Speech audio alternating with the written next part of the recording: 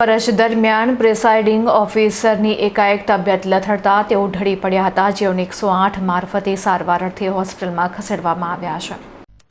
ચૂંટણી ફરજમાં તૈનાત કર્મચારીઓ અને અધિકારીઓની સતત કામગીરી વચ્ચે ઈવીએમ ડિસ્પેચિંગની પ્રક્રિયા દરમિયાન એક પ્રિસાઇડિંગ ઓફિસરની તબિયત અચાનક લથડી હતી. કામગીરીમાં વ્યસ્ત પ્રિસાઇડિંગ ઓફિસર નિલય જીવણી અચાનક ચક્કર આવી જતા જમીન પર ઢળી પડ્યા હતા, જેને કારણે સ્થળ પર ક્ષણભર માટે નાસભાગ અને અફરાતફરીનો માહોલ સર્જાઈ ગયો હતો. મળતી માહિતી મુજબ ચૂંટણી પ્રક્રિયાને આખરી ઓપ આપવા માટે ઈવીએમ અને ચૂંટણી સામગ્રીના વિતરણની કામગીરી પૂરજોશમાં ચાલી રહી હતી. આ દરમિયાન પ્રિસાઇડિંગ ઓફિસર તરીકે પોતાની ફરજ નિભાવી રહેલા નિલય જીવણીની તબિયત અચાનક બગડી હતી. અસહ્ય ગરમી કે માનસિક તણાવને કારણે તેમને ચક્કર આવી ગયા હોવાનું પ્રાથમિક તારણ મનાઈ રહ્યું છે. આ ઘટના બનતા જ ત્યાં હાજર અન્ય કર્મચારીઓ અને અધિકારીઓ તાત્કાલિક મદદ માટે દોડી આવ્યા હતા.